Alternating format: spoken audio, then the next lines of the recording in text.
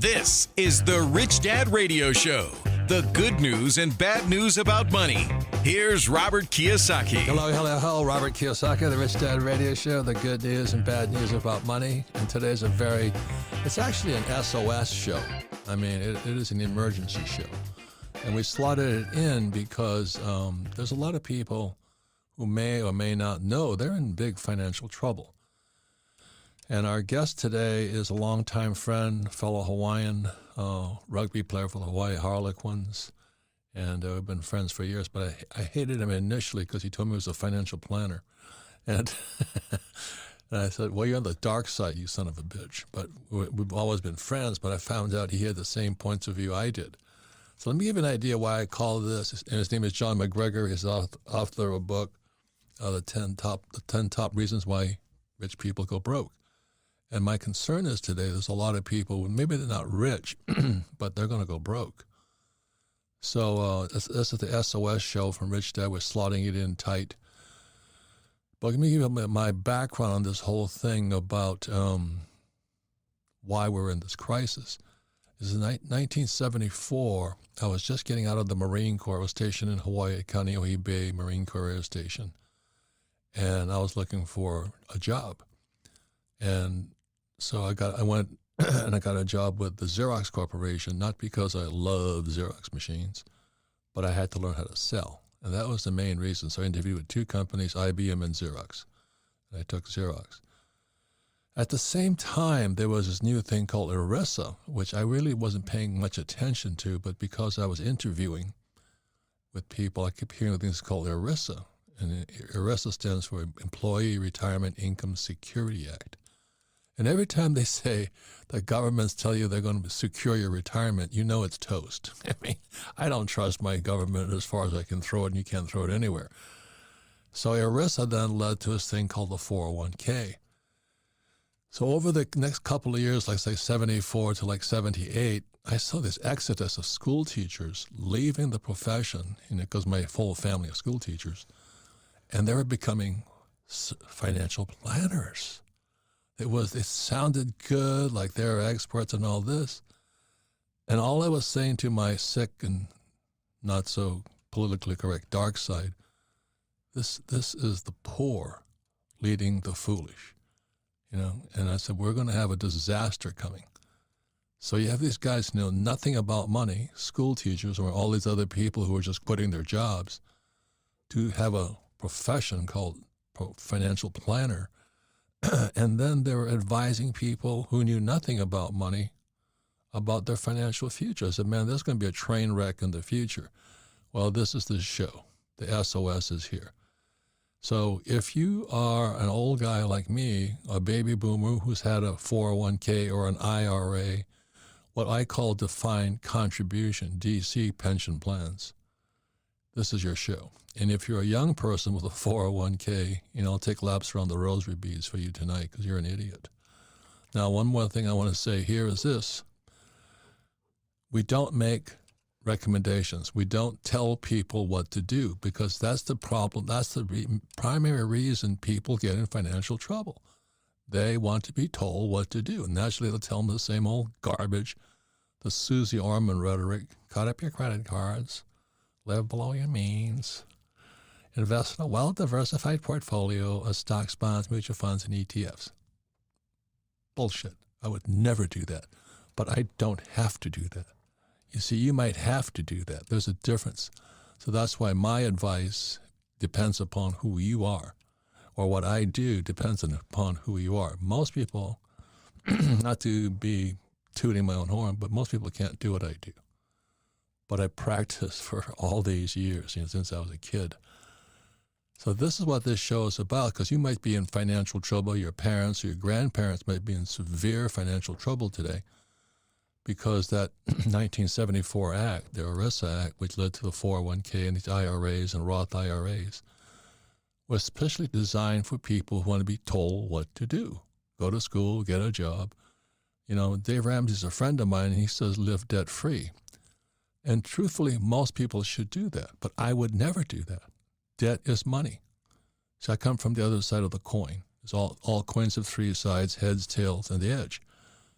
So on the other side of the coin is Dave Ramsey saying live debt free, and most people should because they don't know how to handle debt. On the other side of the coin is I went to school to learn how to handle debt, how to raise capital using other people's money. And when you've lost somebody's money, it's pretty frightening.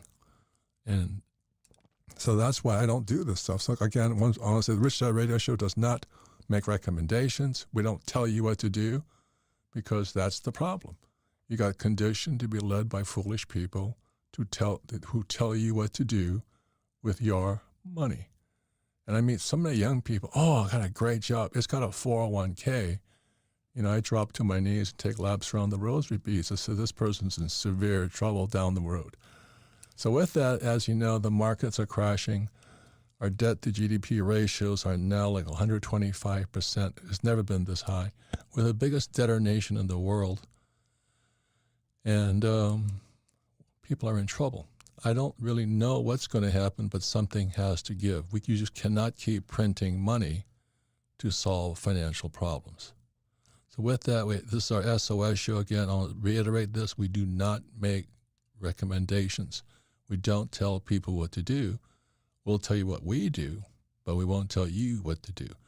So as a longtime friend, John McGregor from Hawaii, he's Obama's classmate, which I'll forgive him for. And fellow rugby player, and we're neighbors in Honolulu on Diamond Head. So welcome to the program, John. Always great to be with you, Robert. Always fun. And I couldn't, nothing more timely than this episode right now, given what's going on. Yeah. And by the way, let me just say, I'm a recovering financial planner. I've gone through the 12-step program. I am distanced myself from that because that approach, the traditional methods of financial planning, I finally realized does not work. And we can get into that. But anyway, it's great to be with you. And what is the title of your book? It's the top 10 reasons the rich go broke. And it's powerful stories of people I knew that had everything. And you knew a lot of them as well. Yeah. And then they lost it all. And although it's a book about why the rich go broke, it's really why the masses are broke and struggling and living paycheck to paycheck. But would you say that the stock market's in trouble right now and the bond market? Oh, 100%. And that's just not my opinion. I mean, that's my analysis, and that's the opinion of so many other people. We are in a storm right now, headed to a hurricane, a tsunami. Things are not going to get better anytime soon, and people really need to prepare. And there's two things that I look at closely. One is the savings rate and the credit card usage rate. Savings rates are dropping hysterically, and credit card usage is skyrocketing. And that's always been a forecast for the future of what we're headed towards. So if, let's say you're 65 years old, you're set to retire, you have a 401k, what would you say to that person? I mean, we're not giving advice again, but. Yeah. Well, I'd be very, very nervous right now. I mean, there's no place to hide. The stock market's crashed and will continue to crash. We're looking at a bond bubble bursting. Crypto's gone down. Even gold has been in the red. And so it's a really challenging time right now to be that 65-year-old wondering, hey, I want to retire, but how am I going to do that on my 401k assets? And this analysis of this, not an analysis, it's a fact that Social Security is going to be running out by 2034. We're looking at the perfect storm. So people must get proactive right now. They cannot just bury their head in the sand, as I've seen so many people do. Well, one more thing. Let's say you're a 30-year-old and you're saying, I got a high-paying job and I got a 401k. What would you say to them? Well, I mean, that's great. On this show many times, I've defended the 401k, not because it's a great retirement vehicle. It's because it's really the only retirement vehicle most people have. It was never designed to be the sole retirement vehicle for people.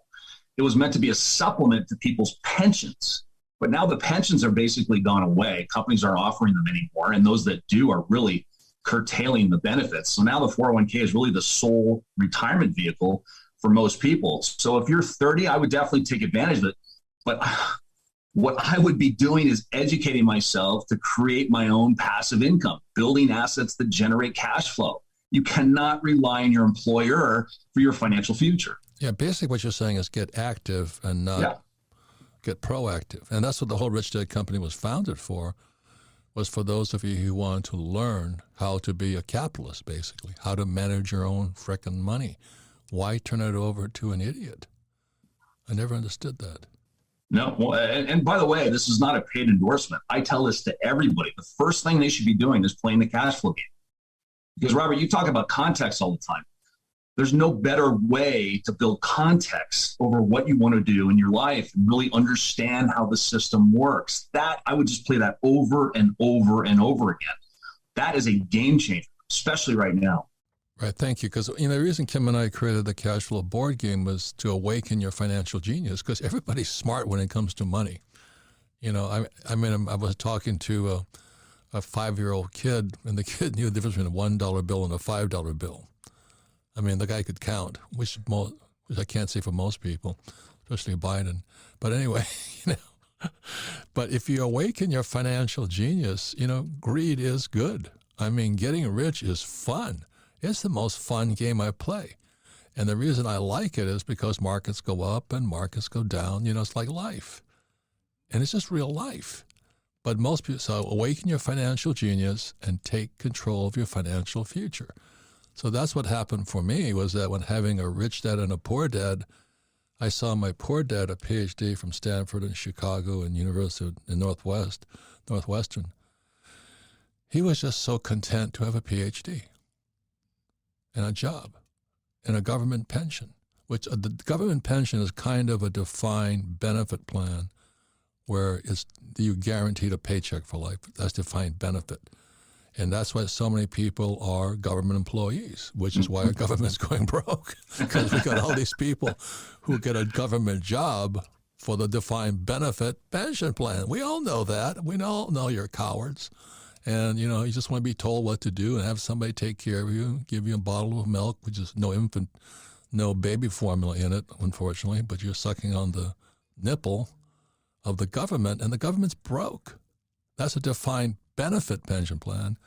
And then in 1974, they shuffled off to Buffalo all the baby boomers into defined contribution, which meant you had to contribute to it. And if it was there when you retired, good luck. You were lucky. But if it's not there, and that's what we're saying with this SOS show, it might not be there. So, John, the difference between active and proactive, being told what to do and all this, what are you doing? I mean, you're a certified financial planner, which is a milestone above, it's like being an accountant. What's the difference between a certified financial planner and a financial planner? Well, that's a great question. You know how long it takes to become a financial advisor? 6 weeks. Pass the Series 7, and now you are a financial advisor, capable and legally able to manage people's life savings. Took my dog to the dog wash person the other day, and there's a poster in there, and it said, our dog washers have a year and a half of experience before they're allowed to wash dogs. And here's a financial advisor who sits for an exam in 6 weeks, and now is the mentor of your money. It's really astonishing. Like we always talk about the hairstylist. It takes a year and a half to become a hairstylist. Problem is, when a hairstylist makes a mistake, the hair grows back. When a financial planner makes a mistake, it doesn't. I could just tell you countless examples. I've spent years coaching financial advisors, and it's amazing how little they don't know. Most of them are very, very good people. They just don't know what they don't know. It reminds me of a time where I shared an office with an insurance salesman, and suddenly he got his Series 65, which is even less, which is much easier to get than the Series 7, and now he's an investment expert. This happens all the time. It's a key story in my book. The 4 most dangerous words I hear: I trust my advisor. That's the most dangerous thing you could possibly do right now. I've seen that countless times. But here's a perfect example, Robert. Couple comes into my office. They're approaching retirement, and they're like, John, we referred to you, or we saw you on TV. We trust you. Here's our money. Just take it. No questions are asked, nothing. I try to explain my philosophy, what I do, what I charge, and they say, John, we trust you. Take our money. And that happens over and over again. That's the chicken dinner syndrome, right? Couple gets invited to the free chicken dinner, and they're just wowed by the presentation and the free dinner. And before the presentation's over, they're willing to hand over all their money to this stranger without any due diligence. It's an absolute mess. So John, you started off as a financial planner, and you were training other financial planners. So and you're a certified financial planner. When did the lights kind of go on for you personally? Well, it was about 12 years ago. I remember it distinctly. You and I and Kim and JW were having dinner, and I was explaining to you the frustration I was having with my clients. And it was a typical scenario of the thousands of clients that I've worked with, tried to help and coach. They'd sit in my office and they say, okay, John, let's do this. And they would lay out all their financial information, their statements, and I'd input it into the system. And I would immediately see that they're headed for disaster. The graph was showing them if they continue doing what they're going to do, they're never going to be able to retire the way they want or when they want. And they would get all nervous and excited, and they'd be jabbing each other going, honey, we got to get serious. So I then map out a plan, a blueprint for success with all the strategies, the tactics, and the tools, and everything they needed to do as a bulletproof plan. And we would high five and we'd shake and we'd pinky swear that they were 100% committed to the plan that we just laid out. And they would run off out of my office. And as soon as they left my office, they were on their way to Best Buy or an electronics store to buy a new flat screen TV on a credit card that's already maxed out. So in other words, all that planning, all that information that I poured into them had a shelf life of like 10 minutes to a day before they're back to living the same life, the same habits, the same behaviors, back to what I call living on Pain Island. All that planning did nothing to affect real meaningful change. And what I realized, and at that dinner, it's when JW reached out and leaned in. He says, John, because that old school stuff does not work. It's because information does not cause transformation. Information does not cause transformation. That's what I realized.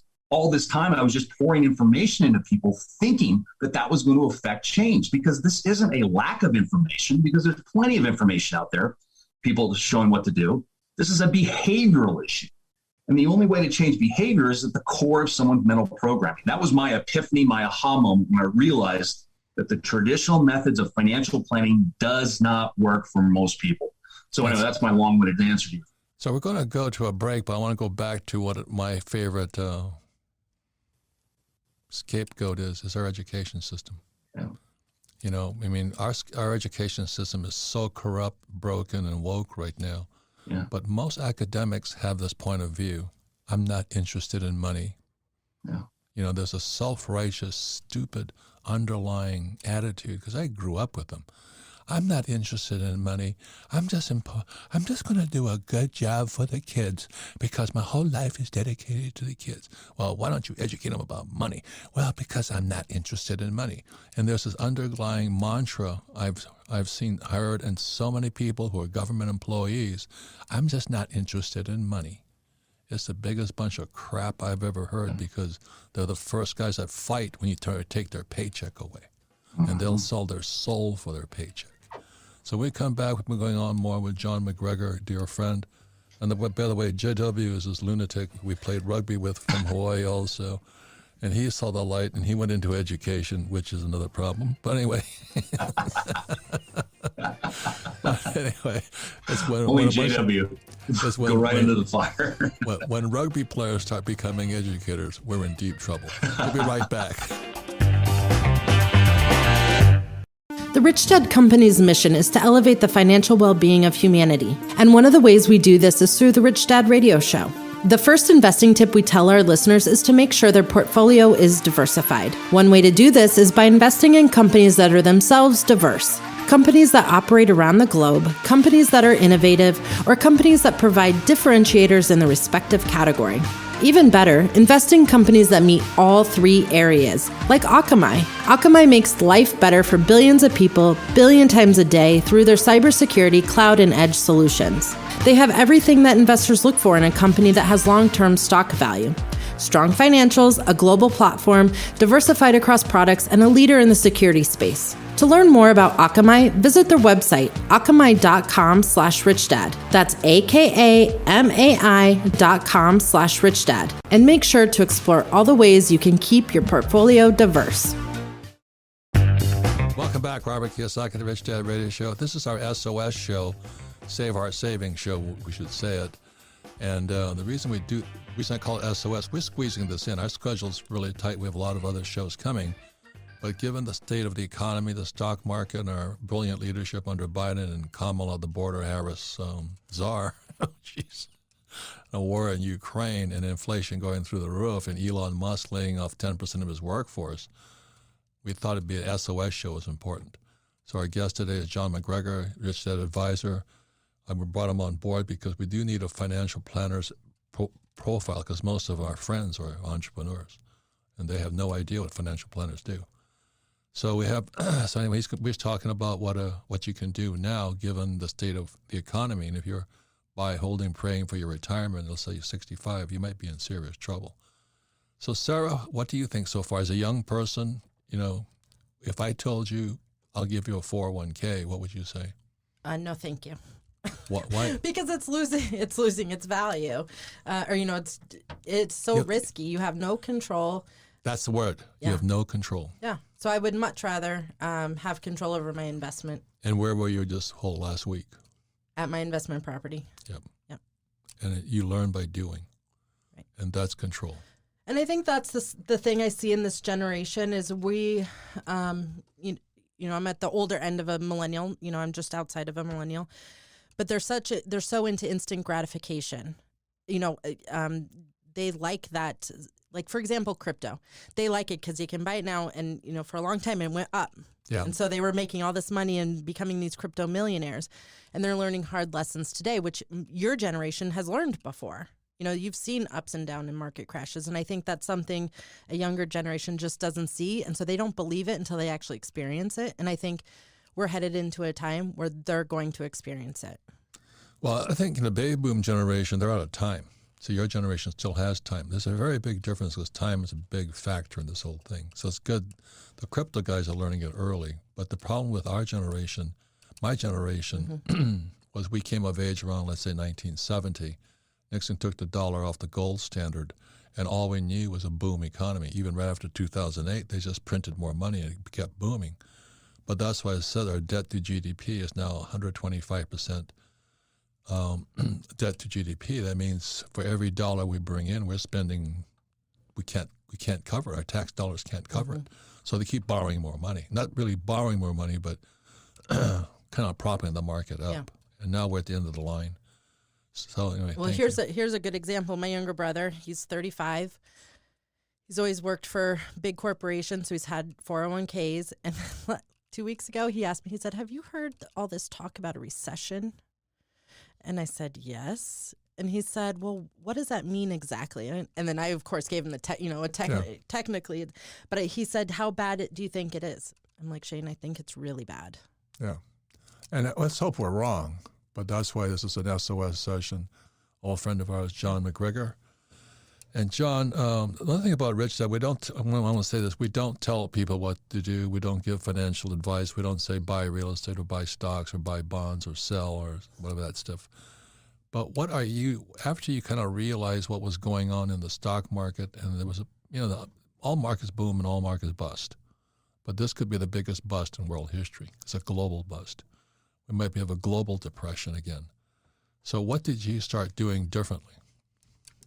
Yeah, no, it was a complete transformation in my thinking in terms of how to generate income in these types of markets. Even JP Morgan, the head of JP Morgan, Jamie Dimon, said, we are headed for a hurricane, not a storm, a hurricane. So things are really going to get ugly. And our debt to GDP at 125, that's not much further behind Venezuela, whose average citizen is 19 pounds underweight because there's no food. So we are headed towards that. So to answer your question, what I'm doing is I'm 100% cash. I've moved completely out of the market. Having said that, I do generate cash flow by trading options. It's a very successful strategy that I've incorporated. I have my books, my online course, and speaking is now starting to pick up. So I have other sources of revenue. I don't work for a paycheck. I haven't worked for a paycheck in 15 or 20 years now. But I am extremely proactive. And I'm always educating myself all the time, as you are, Robert. Right.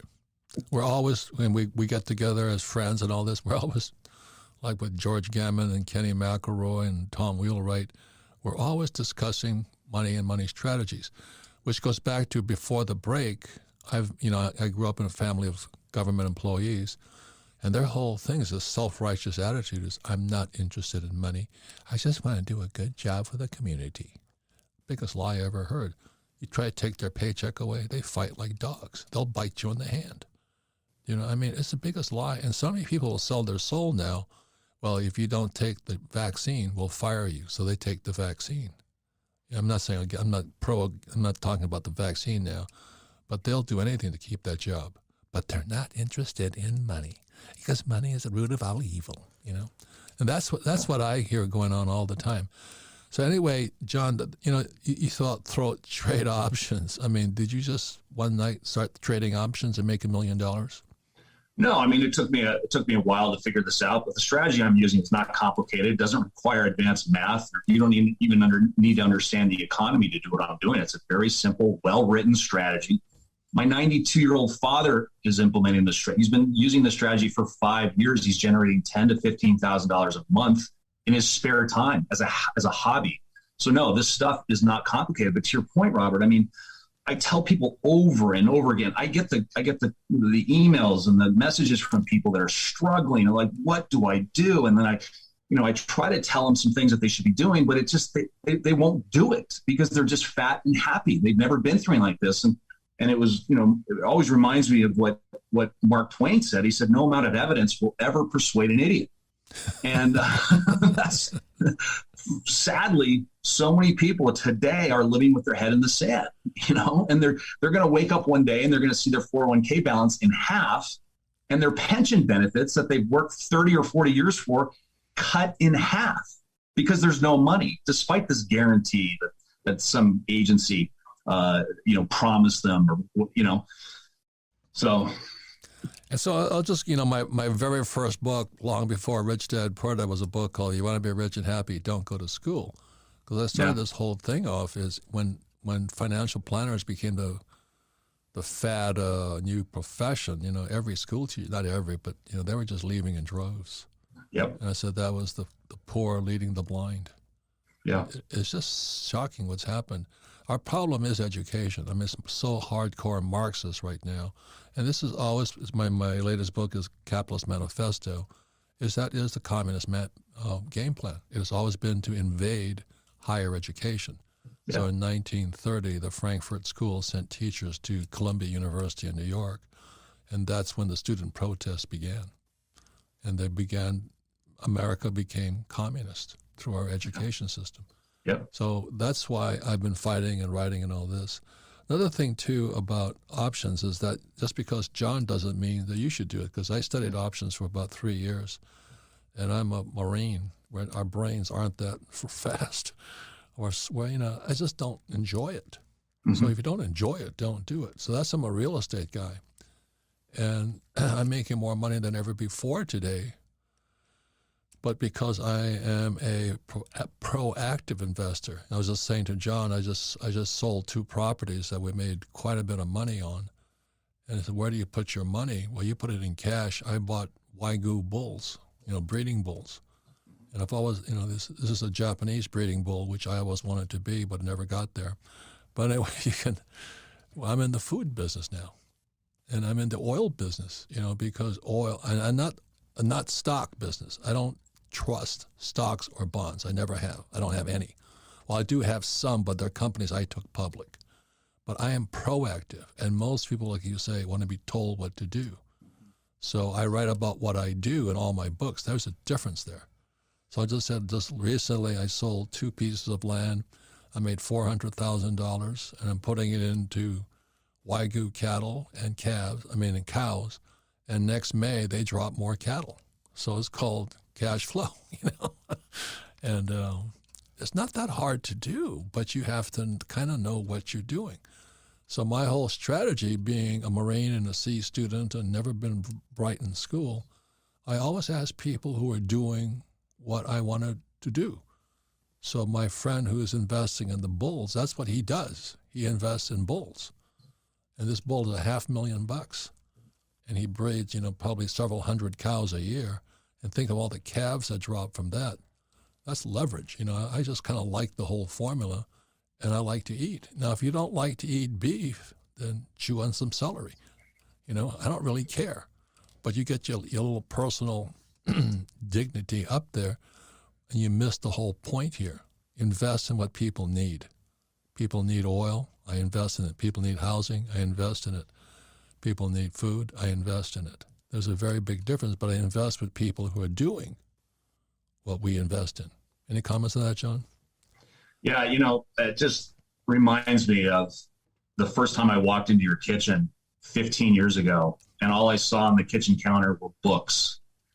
And it just struck me because not only do you read books, you devour books. Because by the time you've been through a book 1 or 3 times, which you often do, it is loaded with those little sticky tabs for important keynotes.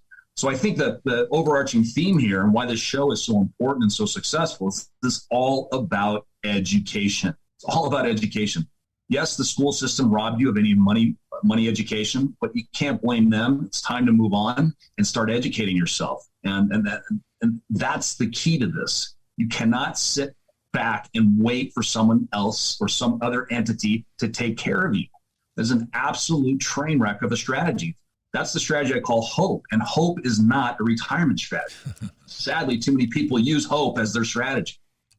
But the worst thing, John, is a lot of those people you talked to years ago, they're too old now. Mm-hmm. Do you know what I mean? That's the problem.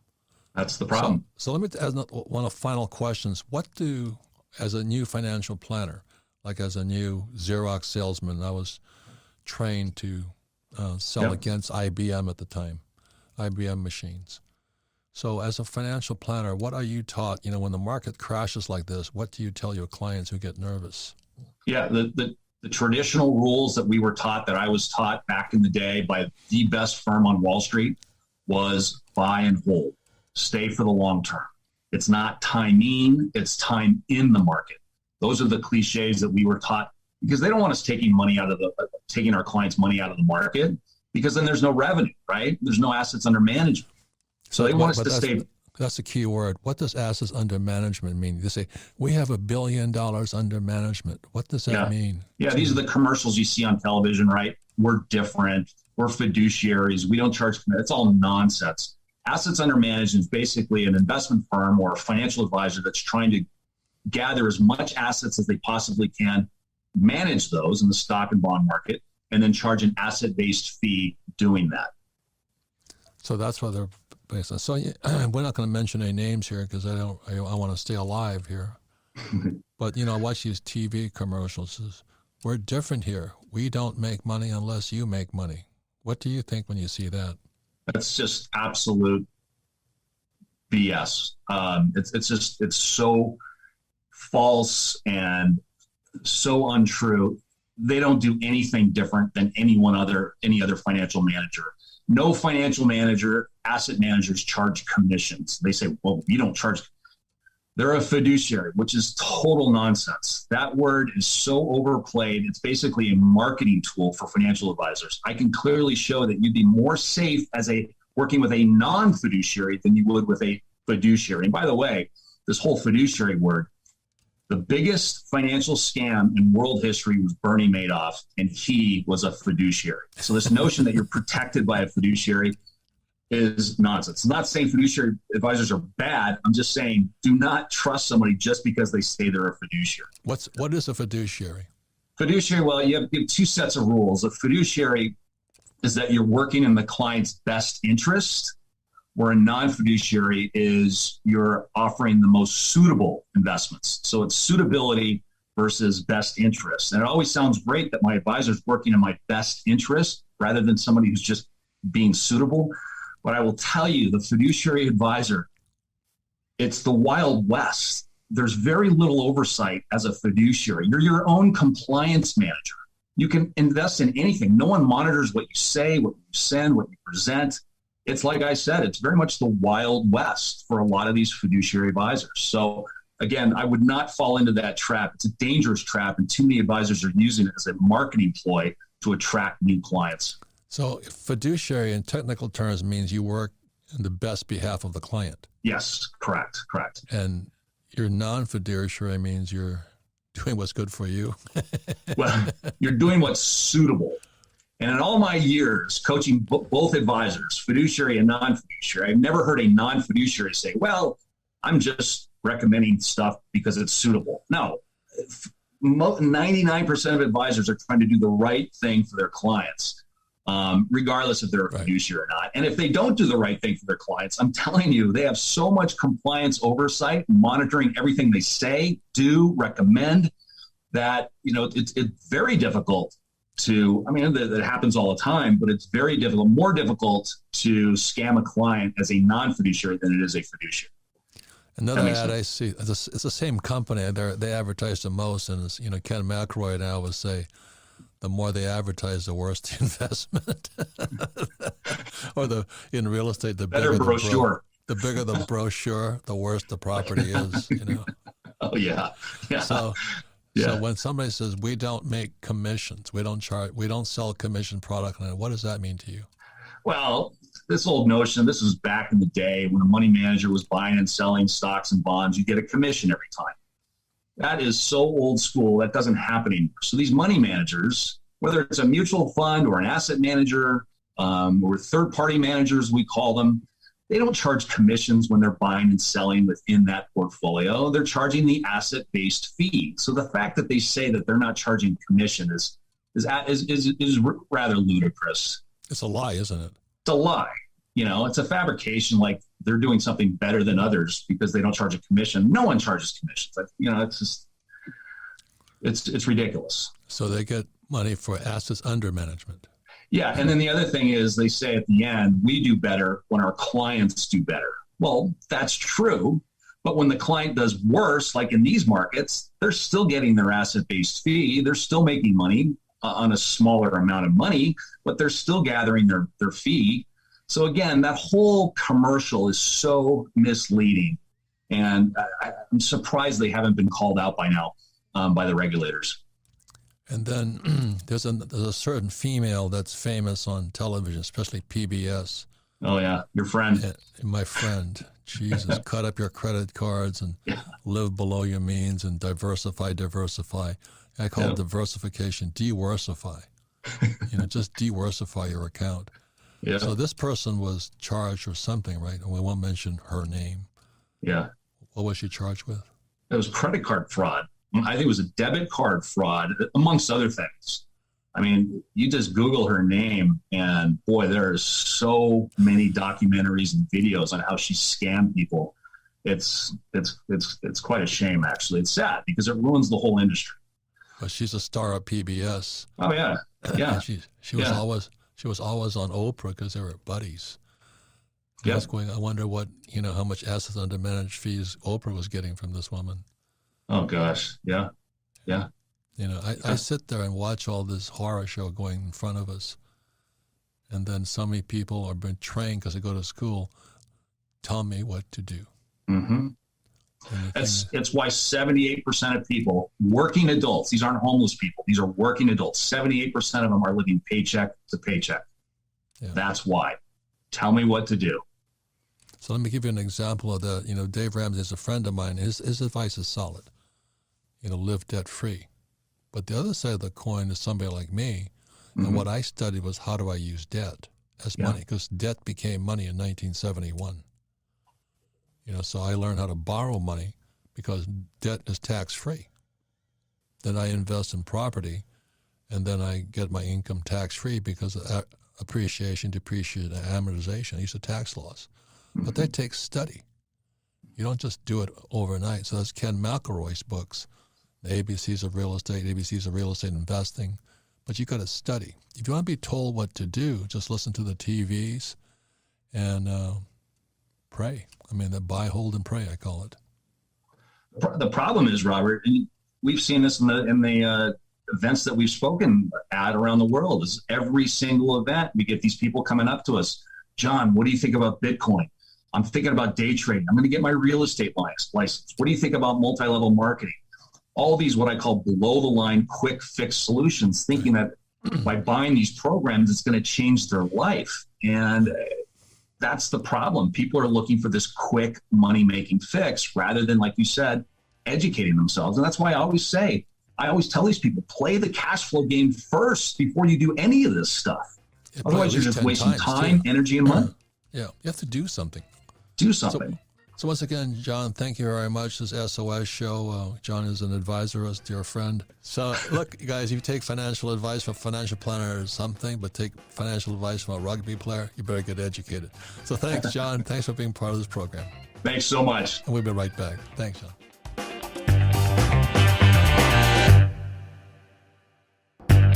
Welcome back, Robert Kiyosaki, the Rich Dad Radio Show, the good news and bad money. Bad news about money. This is our SOS show because it's bad news for a lot of people. On the other side of the coin, it's actually good news because during a crash is when you make most of your money. So with that, I want to thank John McGregor and for this show. Again, we don't give financial advice, especially listening to rugby players. Definitely don't listen to us, but listen to what we do. The difference is we do things differently. So I don't do option trading like John does, but I do buy Japanese cattle. Identical. Same thing. Same thing. But anyway, Sarah, what'd you think? Great show. I always love hearing from John because he tells it like it is, and he really kind of breaks that the stereotype of the right, exactly. Yeah. I have a financial planner. What do you have? And I love that he talks about fiduciaries because it's a word that we're taught, that means that, they're going to look out for us. We're safe. Our investments are safe. Yeah. And he really breaks down that facade. One quick thing, you guys were talking about your friend. Well, I just want to say 2 days ago, she came out and said that I-bonds, do you know what those are? No. There it seems like a governmental bond of some sort, but she says I-bonds currently offer a very high yield that have virtually no risk. Oh, Jesus. And people will read that. Yeah. And take that advice. And that's why I love this show so much, is because we don't give advice. We give awareness that these things are out there, but you have to get educated. You can't just follow someone else's advice. Correct. And then check her out, please. I mean, she is this darling of PBS. Well, and wasn't she the one, too, that was encouraging people to put their credit cards in the freezer? Yeah. I almost had a heart attack when she said that. Yeah. I love my credit card. I mean, how do you go anywhere without a credit card? Yeah. So anyway, good show. I always love hearing from John. And what's it like having your own property now? I mean, becoming proactive. It does take, so first of all, it is very stressful. Yeah. I'm not going to sugarcoat it. I'm learning a ton. It is not easy. I've already experienced a little bit of horror stories, and we're only a month and a half into this. But I will say, it does give me relief in the sense that I'm not relying on somebody else to tell you what to do. To tell me what to do. I'm not relying on my 401k that it's at the mercy of the stock market. Like, I feel like I love that control. Yep. And I wish other people could experience that, or would just, to try. And I think that a lot of that fear holds people back from trying. Oh, God. And not, I want to be clear. It is hard. It is not easy. Tough. But it's worth it. Yeah. When Kim and I started off, I don't know how many years ago now, it was miserable. Mm-hmm. Tenant problems, breakdowns, this, that, painting, things, costs go above your rents, and you learn management so quickly. One of the things, simple, this should be obvious, lawn mowing. We don't live there. We don't live where our properties are. Who mows the lawn? Who pays for the lawnmower? Well, so it's like, luckily we found somebody, that lives in the area that'll do that for us. But it's those little things you don't think about until you like we showed up this weekend, and I was like, man, that grass is pretty tall. And that's like, oh yeah, we probably should get someone to mow the lawn every week. But anyway, it's just little things like that's that. That's how you learn. Yep. You have to do something. Yep. Now, can I give a plug back up with John? The reason Kim and I created the Cashflow board game before I wrote Rich Dad, Poor Dad was to awaken your financial genius, because you have to do it. You have to fill out the numbers. You see how cash is flowing through the income statement, balance sheet, and statement of cash flow, which is what your banker wants to see, is your financial statement, not your grade point average. Right. Stupid people. Who cares what your grades were if you're broke, But anyway, the reason we created the Cash Flow board game is you have to do something. Mm-hmm. So thank you for listening to this Rich Dad SOS show. Thank you very much. Thank you.